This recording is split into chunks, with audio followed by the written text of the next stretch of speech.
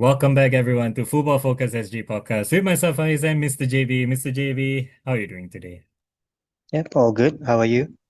All good, all good. So, as of recording today, international football or international break has just ended. We are back into the league. However, for today's episode, we are actually going to talk about some of the international matches, of course, more particularly Singapore matches, because it has happened over the whole 2 weeks or 3 weeks of international break. A lot of things happening. And current update in the Premier League, because as I'm an Arsenal fan, Mr. JB is a Man U fan, and we're just gonna sit back, relax, enjoy, and just talk football. So for listeners, viewers out there, don't forget to hit the like, share, comment down below what you guys think. More importantly, to just, subscribe, relax, and enjoy. So, Mr. JB, you watched the international break over the past 2, 3 weeks of Singapore in general. What would you what would you describe the the Singapore performance as of late? The I believe it was 2 games that we had, but how would you describe your feel and thoughts about the Singapore national team over the international break? I would say it's a mixed bag, I would Yeah, say. yeah, I would say it's the first leg, because we are facing the same opponent across two legs. yeah. Um, so the first leg was over here where we are the host, and then the Hmm. second leg is going over to India. Yeah. So yeah, I would say the first game was very disappointing.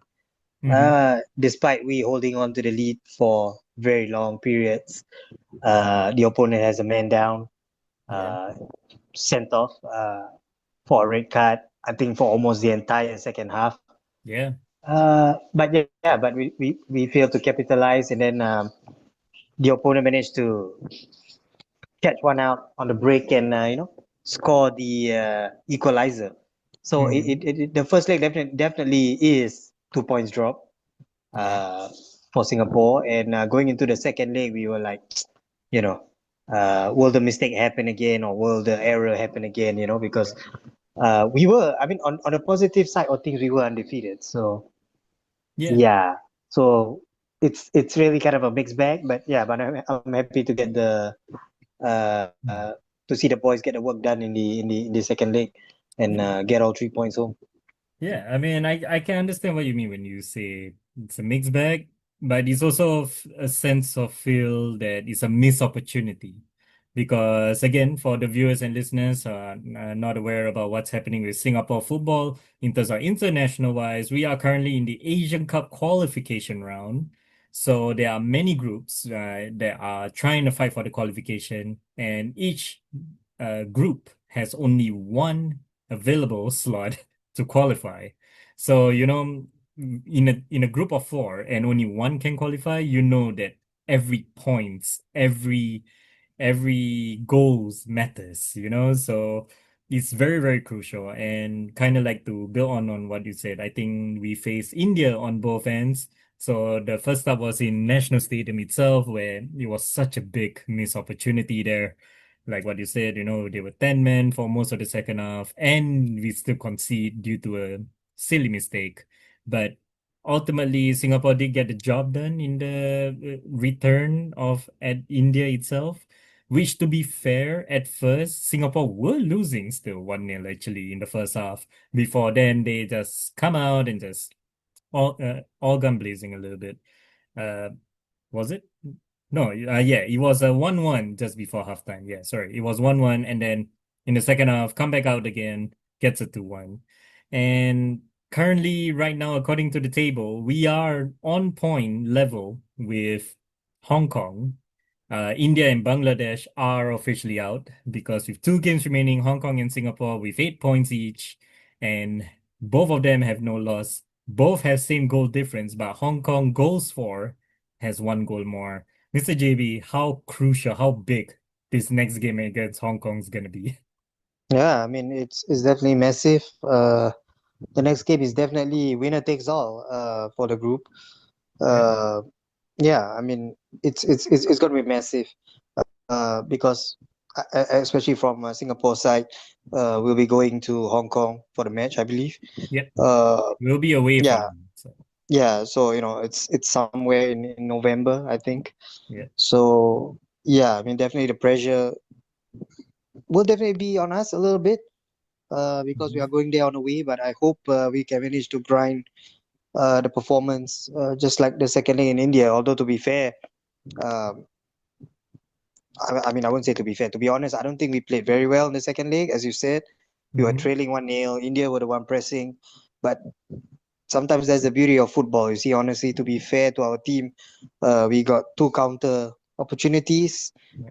and we take the most. I mean, we make the most out of those opportunities, and two Yeah. goals came out of those two counters. Yeah. So yeah, so that is football sometimes. Sometimes you don't have to play beautiful to win 3 points. Sometimes you have to win ugly and get three Yeah. points. It is what it Mhm. is. So yeah, so I really hope. I mean, going into it, I'm quite glad that we are undefeated. So perhaps that should give us some confidence, and also the win against India at their home ground. I think that should also boost our confidence a little bit. But at the Yeah. same time, I mean, we must always be careful because uh, the Hong Kong result, I think, against Bangladesh, really helped us to get into this situation right now. Because if I'm not wrong, Hong Kong drew that match with Bangladesh, which is a Yeah. surprise. Yeah. Yeah. It Uh, was. yeah, because if they were to win that one, yeah, the pressure will be much more on us, and as there will be some point differences and all that. So yeah, but But but overall, let's I'm give happy. an Yeah, early shot prediction. Like, can you see us actually qualify? yeah, yeah. Why not? I think I think we can, but I think at the same time I feel like maybe the second leg, a draw with Hong Kong would be enough, and then I think the last match, if I'm not wrong, against Bangladesh, over here in Singapore, I think we can probably see that out. But of course, a win over there against Hong Kong would be best. But I think even if Mhm. it's a draw, I think hopefully we can see some result out. Yeah. I'm pretty confident on that. Yeah, I believe we can get some result, but I would say it's anything but a draw is a minimum because at least with a draw, then we can kind of hope that, maybe in the last game we can try to still yeah, win and yep, maybe, go for the goals galore that you want to go for. But yep, yeah, like, of course, I think the best way to, really, really solidify this, and that is to win your rival, to win your difficult opponent, which is Hong Kong for this case. So, for the boys out there, hopefully, if anyone's watching or listening to this, go Lions, all the best for them. Now, let's take a look at other group that's happening around. Like Group A, Tajikistan and Philippines are both in 10 points. So they themselves are having a bit of a face-off, but I'm not sure who are they facing soon. Let me check it out real quick for the Asian Cup qualification here. Um, there we go. So the Philippines, I think they are facing Tajikistan in the final game actually. And well, yeah, and before that they will be facing Maldives, Tajikistan will be facing Timor-Leste. And yeah, so I think if Tajikistan and Philippines were to win that next game, then it all goes down to the final game of the whole group stage, which is themselves. What did you make of our neighboring countries so far, like Philippines and Tajikistan going head to head here? yeah. I mean, it's pretty interesting. I think across Southeast Asia, I think most of the teams are quite improving Yeah, at the moment. If you look at it across the board, including Philippines. yeah, yeah. So yeah, I We're mean gonna go down the board. nowadays, Yeah, we're gonna go down the board to have a look. Yeah. yep. So nowadays, I think to predict, I think it's getting tough. It's not so straightforward or easy anymore Yeah. uh, to predict. But I think I mean Tajikistan as well, so quality side. Yeah. So anything can happen. Really, really, anything can happen. But I foresee probably a draw All right. would Then be in fair for Group the game. B, Yeah. our neighboring country is Brunei, but unfortunately they're out with 3 points. Lebanon and Yemen are the only two possible to qualify. Bhutan at dead last. Group C is a Singapore group, as what we mentioned earlier. Group D is where our neighboring countries, we have Thailand, Sri Lanka. and in that same group. But Turkmenistan and Thailand are the top two with the same points, 9 points, 3 wins, 1 loss. And again, in terms of fixture wise for Thailand, similar to Philippines, Thailand is facing Turkmenistan in the final group game of the qualification round. So, what did you make of Thailand chances of this group stage? Uh, I don't know, man. I mean, the performance hasn't been that consistent Okay. uh, as I expected from Thailand. But I do feel that they still have the quality. I think in Southeast Asia, I still rank them as one of the best Yeah. out there. So yeah, so I do expect a very strong finish from them. Yeah. All right. I mean, yeah, I believe they have what it takes, but Turkmenistan would not be easy, similar to Yeah, Tajikistan yeah, and for sure. Philippines. Yeah. I mean, same case. I mean, those are the teams where they do have the quality, they do have the tenacity, the skill level. Yeah. So it'll be very, very interesting. But then again, this is football. Yeah. Anything can happen. So I mean, Truly, the truly fact, anything can happen. Yeah. I mean, the Uh, fact that a country like Brunei managed to get some points. yeah. Uh, from that group stage itself is already remarkable, really. Yeah. So That's yeah, true. That is very true. And then Group E is where we had Syria, who is already qualified, winning all 4 matches. Then the rest of the 3 teams are Myanmar, Pakistan, who we had a very, very amazing special guest, which you guys should go and check it out in our video or the uh, Spotify, which is the Pakistan manager Nobi Solano, who was there, and Afghanistan. So Pakistan, Afghanistan, bottom two with 2 points. Myanmar getting six, but they're still not able to qualify, unfortunately. And then there's Group F, where three of our neighboring countries are there: Malaysia, Vietnam, Laos, and Nepal. While Malaysia is running away with the 12 points, however, I think the major and the big talking point here is a whole scandal that happened that regards to seven of their players not from Malaysia or does not have any roots of Malaysian playing for Malaysia national team, winning some of the matches in the qualifying. Now, there's a whole lot of talk going on, like, they're being like forged document doctored and all that, and some of them were saying like, no, they have their ancestors who was here and all that.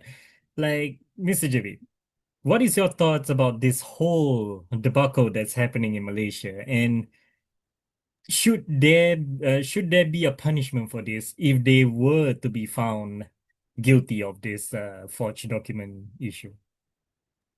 yeah. Well, I feel this whole situation can be mentioned in one word, and that's messy. But I'm not talking about lie now.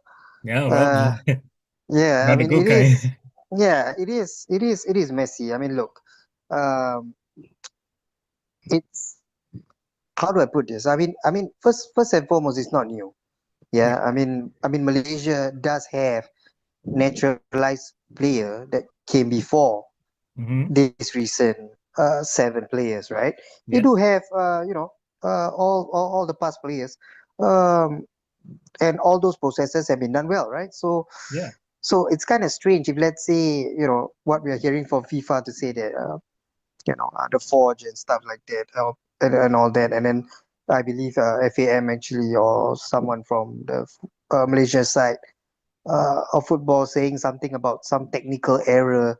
So these are the things that is strange, really, because if the process is that straightforward and it's been done before, then I wonder what is the wrong somewhere. But hearing from the recent press conference that I believe FAM made, they did say that they will get an independent body to investigate uh, the FAM side of things to see what go wrong. I think that is good. That is a good step in the right direction, and at the same time, they're also appealing for this. But I don't know. I mean, looking at what FIFA have said, it does seems a little bit slim in terms of the appeal, unless they can really, really, have some proof to prove FIFA wrong. Yeah. Uh, then perhaps the whole football will respect them. But at the moment, it doesn't look so good for them, especially uh, amongst the rest of the ASEAN countries, because the sanctions are pretty high.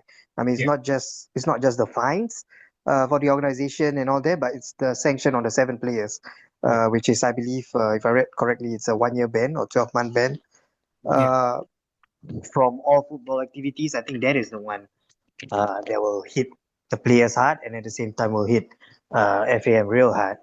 yeah. Um, because yeah, these players, I heard some of them at least are actually starters for their club. So Mm. since this news came out, it doesn't look so good. So that's why I say it's messy.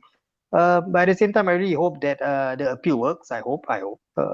Because if not, as you said, there are other teams who will definitely be appealing. I mean, other nations who have faced Yeah, Malaysia with these seven players who will definitely be appealing to AFC. And I mean, knowing AFC, I mean, taking the last example, like the Lion City Sailors game came yeah, into mind. The result was actually overturned.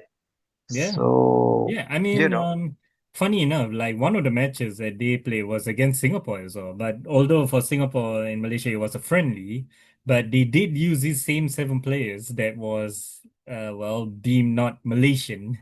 And yeah, and for other neighboring countries like Vietnam, Laos, Nepal, they are clearly affected by this, and they have every right to appeal against this. But again, like what sort of punishment can you even impose if they were to found guilty? Do you like dock them points or do you just disqualify them completely? Like, what do you think FIFA could do for this situation? Like, if you were in one of the FIFA investigating this, how would you come up with something that could help, yeah, in terms of fairness of the game and and the scandal that's happening in terms of the documentation wise? yeah, I mean, it's pretty interesting that you said that. I mean, because through the eyes of FAM and Malaysians, they are already Malaysians. Hmm. I believe the issue that they were being sanctioned is due to FIFA uh, registration of players to represent Yeah, the nation to play football internationally. yeah, That is the part that's being challenged. And yeah, when FIFA use the term like forge and all that, it definitely doesn't look so nice. yeah. But on the sanction part of things, I think FIFA already made it clear that those are the sanctions that they are going to give, and that is 1 year ban for the players plus fines, and Mm. I believe also fines for FAM as well. Yeah, But yeah, I mean, back to your question as well, the other nations who are also might be appealing and etc. to the AFC. Yeah, I mean, definitely not great. But if I'm AFC, if let's say this whole case have been investigated thoroughly and FIFA, said that, yes, perhaps some documentation error or something like that, these players are not supposed to be there. yeah. Uh, During those games, yeah, then I think AFC have to do the hard thing, and that is most likely will be to overturn the results, and that is what, 6 points, I guess, because I mean, yeah, I think they played uh against Laos yeah, twice, because I think they played against Laos, or is it and Nepal? Is it? I don't recall. I Uh, I believe does it does is. their group have Nepal? Does their group have Yeah, they Nepal have in it? Nepal in there, but Yeah, correct. So if I'm not wrong, if memory serves me right, so the last two games that they played was a was 5-1 win Nepal over and Laos and yeah, and a Nepal, right? 3-0 win over Laos as well. So it's a Ah, back to back, okay, back to okay, back. okay. And then I think if I'm not wrong, before that was also Nepal, right? Yeah, I before think. there was Vietnam and Nepal. Yeah. Yeah, exactly. So it really depends on the involvement of all these seven. If let's say all seven is found to be ineligible to represent, then yeah, I mean the number of points deducted will be ugly, and yeah, it's definitely not a good look overall for Malaysian football, who, to be honest, are picking up well. They are doing pretty well Mm-hmm. lately up until the news from FIFA. So yeah. Right. Well, I mean, yeah, we'll see where FIFA goes with this, and we'll try to keep everyone as updated as possible with this kind of news and headlines. Now, let's move along to some of the league matches that has been returning, and starting off, let's go to Singapore Premier League. Now, if you look at the table now, of course, Lion City Sailors is running away again with everything, but we have other two teams who have yet to lose a game so far. But again, is the story remains the same here. Is Lion City Sailors running away with the league? If you look at the table, 4 wins for four, 19 goals scored in 4 matches. That is astounding as anything.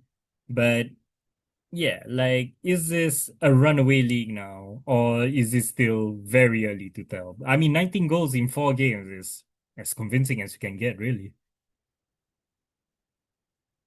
Yeah, I mean, dominance, right? I Mhm. mean, just look at the scoreline. It is dominance. I mean, there's nothing else much to be said. To Yeah. be to be to be to be honest, yeah, it's just pure dominance. But do you believe that they're gonna run away with this kind of, I mean, if the Uh, form continues, yeah. yeah. I mean, the form continues unless there's some injury somewhere. I don't know. Then, yeah, that might change the game. But looking at it, it's tough. It's really tough. Yeah, most likely they are running away with this unless, yeah.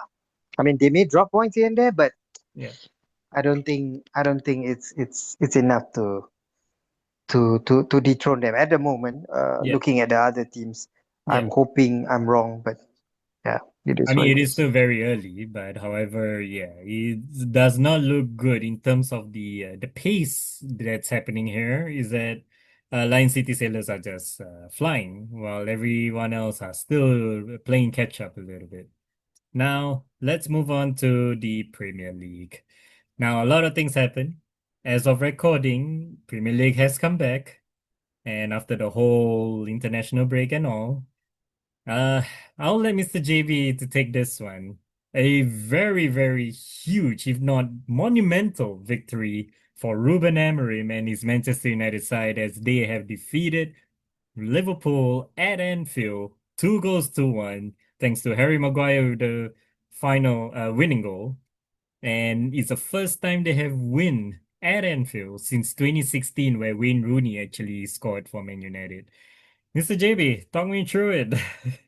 Man United, are they Yeah, I mean, uh back where, that's the thing. back? We all don't know back where. We definitely don't want to go back to last season. Yeah, sure. Yeah, I mean, looking at the game, uh, I mean, how big is this victory to you and Ruben Amorim and Man United at the moment? I mean, it's huge. It's huge because I think leading up to the game, I mean, we all know that famous stat, right? Ruben Amorim has never gotten back-to-back Premier League wins since he took over the job, and that is like since halfway of last year, Yeah, right? yeah. Yeah, he This he is his hasn't. first ever back-to-back win ever Yeah, since he first got ever appointed. back-to-back Premier League wins. Now, before that, he hasn't gotten any. So, obviously, leading up to this match, even the fans like me, people call delusional fans or or any other nickname of a fan, even deep down, right? Even though we think, yeah, we're not bad, but looking at it, I don't know, man. I mean, getting back-to-back wins is tough Hmm. for Man United suddenly. Especially under Ruben Amorim. So that's why leading up to it is huge. And then on top of that is after the international break, because we all remember what happened after the last international break. We lost to Man City. I Hmm. think what 3-0, is it? I believe it I was know. three. Yeah, I know it's quite a big scoreline, and if I'm not wrong, it's at Man City, I think. If I'm not Yeah, wrong. it's at Etihad. Yeah. Yeah, exactly. So all these are playing into mind leading up to the game, and come on, I mean, you look at Liverpool, right? Okay, Mhm. they are the defending champs, but they are on a three-game losing streak, Yeah. right? So at the same time, you're thinking, look, man, three-game losing streak. Don't tell me they're going for the fourth, right? And Yeah. on top of that, it's at Anfield. That Hmm. that place is a fortress. Like, do you even see the stats? Man United have not won there since like almost 10 years ago. Yeah. It's crazy. It's crazy. And if I'm not wrong, the last team who even get to win it was last year. I think it was Forest or something. Oh, yeah. It was like, yeah, that is also like almost a year or something like that. Yeah. So Anfield is a legit fortress for the team. Hmm. So yeah, so to be honest, going into the game, we weren't that confident at all. I think if you ask most of us fans, we would probably think that a draw is probably good enough for Man United. Like really. All right. really. Get like at least getting a point, right? Mm-hmm. I think the first level is don't get trash, right? That's Yeah. the first one. Don't get trash. Yeah. Then probably the second tier for slightly delusional fans like me. Yeah, I'll probably think like yeah, a draw. A draw is good. A draw at their backyard, why not? Why not? Yeah. We'll take the point, Mm-hmm. right? Because a long season, we'll take the point, no problem. Mm-hmm. And of course, Man United winning wasn't in my mind, to be frank. I To be very mean, frank. okay, like for us rivals that sees it, Mhm. initially we don't initially, of course, at the start of the season, hands down, yeah, like we feel like Liverpool's just gonna smash Man United or walk through them. But well, as of late, Liverpool form ain't that great. And I believe this is four losses in a row for Arne Slot's Liverpool in all competition and three losses in a row in terms of the Premier League. So now, as a rival fan from yourself who watched the match yesterday and all, should Liverpool be concerned or should Liverpool fans be worried that this is where the downhill's gonna continue for them?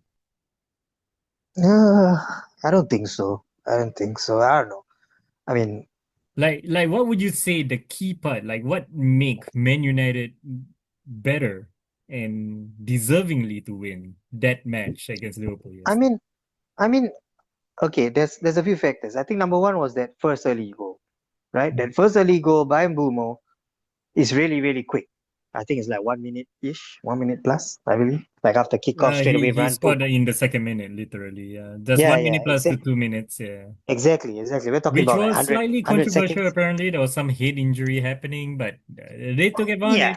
And yeah, exactly. So I think the early goal really helps. So once the early goal is in, I believe the pressure is on whichever teams that's trying to claw back. In this case, Liverpool. yeah, And yeah, and then after that, as the game grew, I feel the confidence a little bit because I feel the players managed to keep the ball well. Although yeah, there were some nervy moments, and I think it was Cody Gakpo who I think hit the crossbar. I think a couple of times. I think two Cody or three Gakpo. times. Yeah, It's which is it's why I was crazy. watching the game. I was like, Liverpool could have scored a lot. Cody Gakpo hit Yep, the post three times before he eventually scored one. So he could have that's right. scored four already in that game. Yep, yep, So yep. That's yeah. right. That's right. You're right. You're right. So yeah. So basically, it's a mix. So not just Man United trying to keep the cool and trying to keep the discipline, and on top of that, we also have our goalkeeper, which is brilliant. I think ever since he came. Mhm, Yeah. And on top of that, I think Liverpool being not so clinical, and also their defense doesn't look so good at the moment, mhm, does help Man United grind the victory out. I feel. And yeah, but to be frank, the moment second half started, I think Liverpool were the better side. They were really the dominant one, trying to get the goals, etc. And then mhm. after that, once Capo scored the equalizer, you're thinking like, oh man, could this be another comeback win for them? It Yeah. seems like it. Yeah, but hey, come on, the hero of Man United, Harry Maguire. That's right. Say, baby, Uh, Harry Maguire. That's right. It's not Cunha. It's not Sesko. It's Harry I mean, Maguire. okay, he has come a long way, I think, since the time that he joined and the I mean, heavy I price tag tell on you. him and I mean, I like tell you, how, that guy.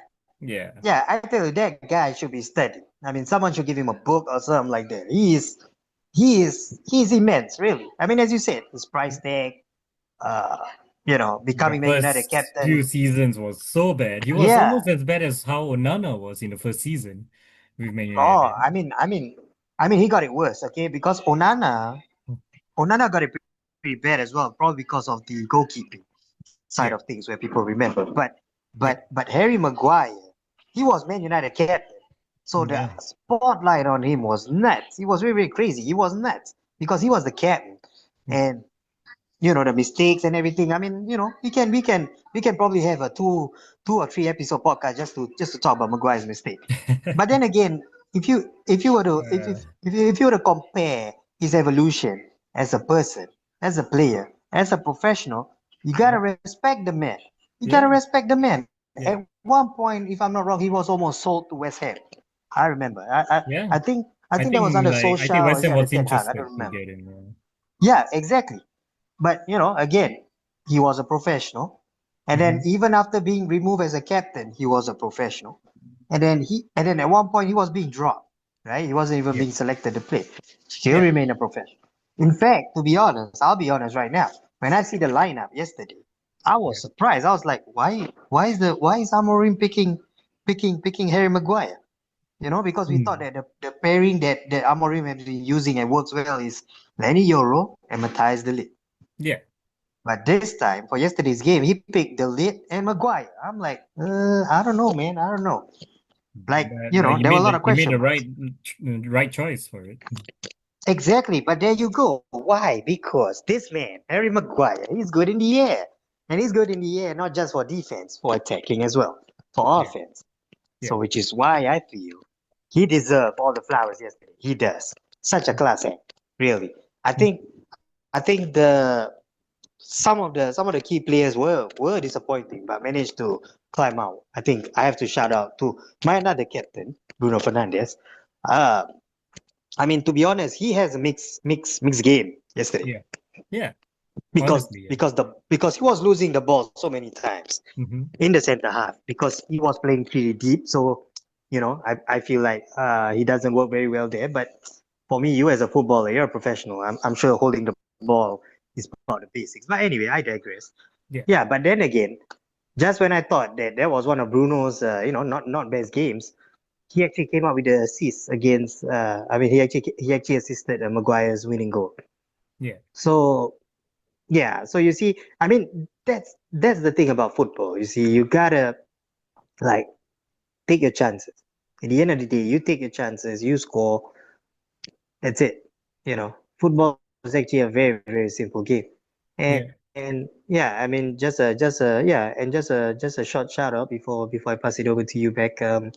If I'm not wrong, I think Harry Maguire scored more than Florian Wirtz Oh, and wow. Alexander Isak combined, if I'm not wrong. Wow, wow, So wow. you know what I'm saying? I mean, hey, You're Harry gonna Maguire go is there. expensive. I mean, Harry Maguire is expensive too. You know what I'm saying? But he's not three digit. He's not 100 over 1 million. You Hey, know what I I'm mean, saying? So I understand. I I don't know, understand. I man. I don't believe I know. was told that Isak was in Harry Maguire's pocket on that match. But Yeah, but yeah. hey, look, banters aside, I mean it is a very massive win for Manchester United. And of course I'm gonna just wrap things up with a few more headlines that was happening. I think aside from Man United, very big victory over Liverpool, which is one of the main talking point of the weekend. Also another one, which is Nottingham Forest sacking another manager. And Ange Postecoglou lasted 39 days before eventually getting sacked after losing 3-0 to Chelsea. And he got sacked immediately right after the game. Like, I believe maybe even before the game ends, I think the owner has already made up his mind and break the news right after the game. And what did you make of this, the current situation of Nottingham Forest and the sacking with the owner sacking everyone right now? And now I believe, according to Fabrizio Romano, Sean Dyche is in talk. Initially, they tried to get Mancini, but Mancini is not interested. So Sean Dyche could be the one that's taking charge of Nottingham Forest. So that's one of the bigger news also that happened over the weekend. Your thoughts, Mr. JB? Oh, wow. I mean, come to think of it, you're right. It is strange.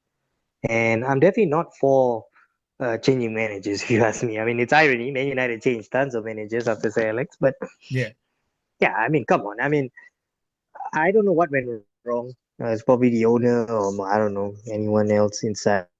Maybe they have a technical director, I don't know, in Forest or something. But when you try to change a manager of different style and all that, 30 plus days isn't gonna change anything, to be yeah, honest. yeah, Uh, yeah, it's definitely not a fair timeline at all. Like, you don't even give the man a transfer window, even. Like, those players aren't even his players yeah.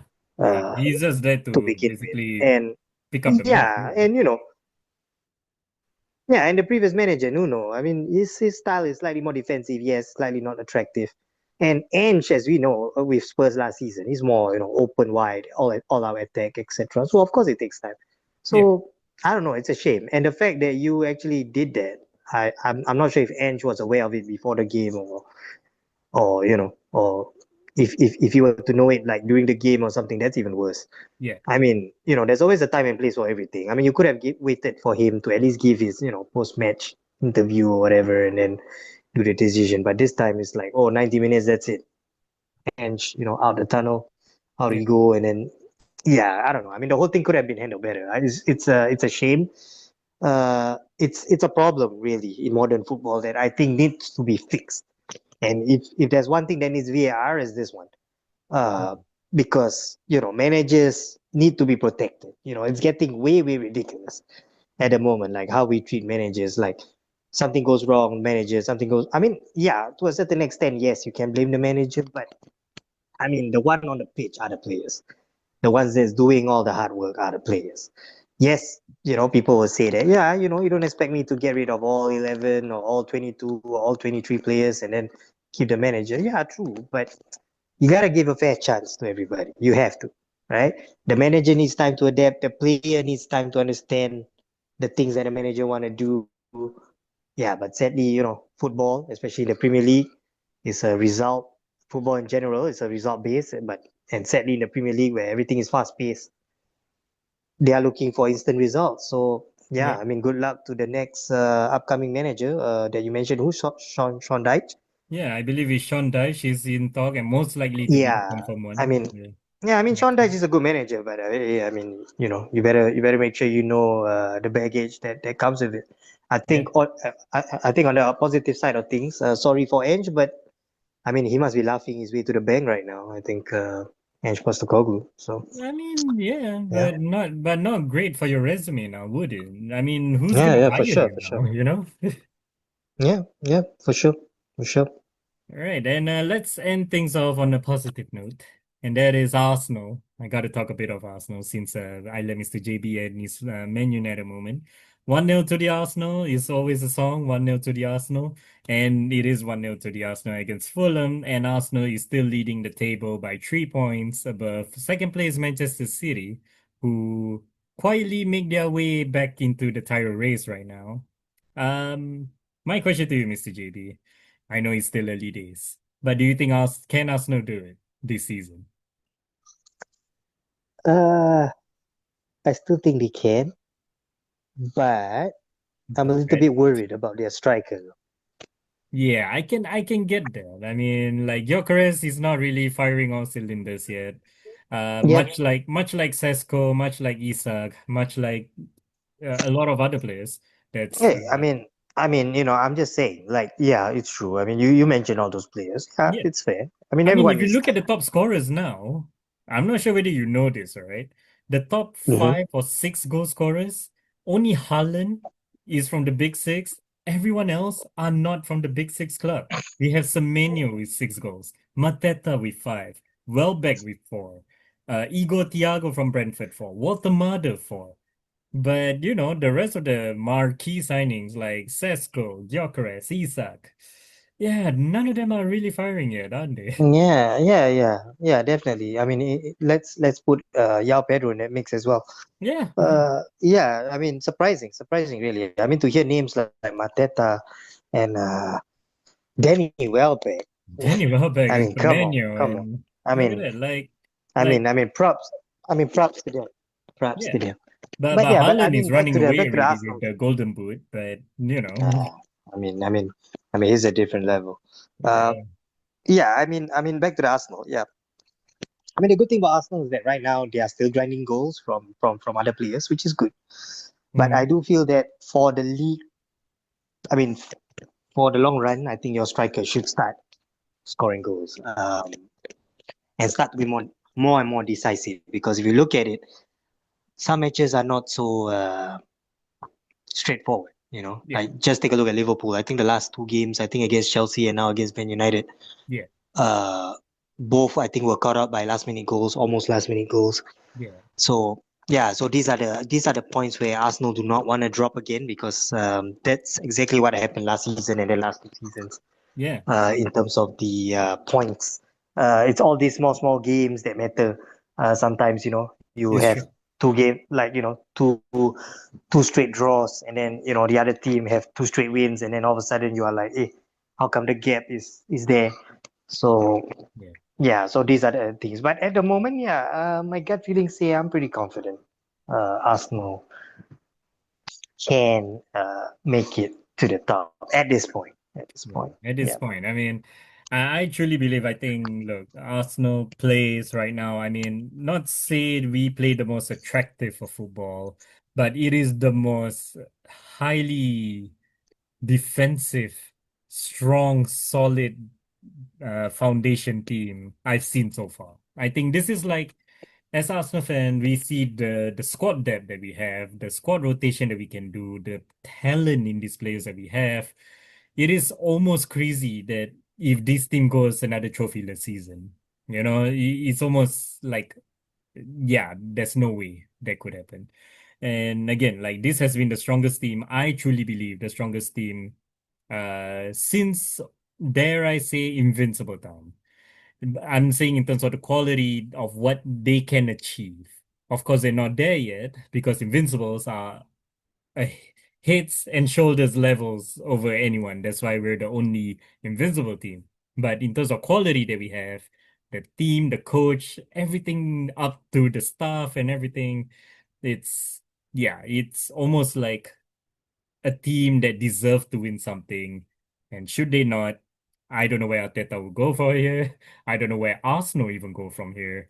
This could go either really, really good or really, really bad. I think that's my major concern as an Arsenal fan because this is almost like a make or break season for not just the manager of Arteta, not just the players, but as a club, where the club's gonna go next. Because if we start declining, then it's gonna take a lot more years before we see ourselves fighting for the title again. So yeah, that's my take of it. And I think with that, we can wrap things up for this mini review of our international and SPL and EPL review. For those listeners and viewers, if you guys hype and enjoy this podcast and episode, don't forget to share your love by pressing the like, share, subscribe, comment down below what you guys think about our thoughts with how Singapore can they qualify against Hong Kong?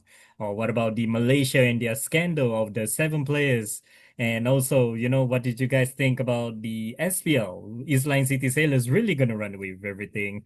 And also EPL, can Man United get back to where they belong? And can Arsenal actually win the title? So, Mr. JB, thank you for joining with me today. It's a pleasure always to have you here. Yep, thank you. Thanks for having me. And yeah, let's keep this podcast going. And yep, hopefully this year is Arsenal's year. Yeah, hopefully. So with that, of course, I do want to share a couple of updates. So our podcast, we're gonna try do something different. We are currently ongoing with a football manager simulation battle between Mr. JB and myself. So do go check it out. And also in the future, there's gonna be a brand new game that's we're gonna try between Mr. JB and other special guests in our podcast. And also, we're gonna have our very first few watch alongs that we're gonna try on this channel. So, do stick around and, join us in the live stream if you ever join in our watch alongs of football. And more importantly, Mr. JB, I hope you're hyped for it as well. And yeah, we'll see you guys next time. Take care, everyone.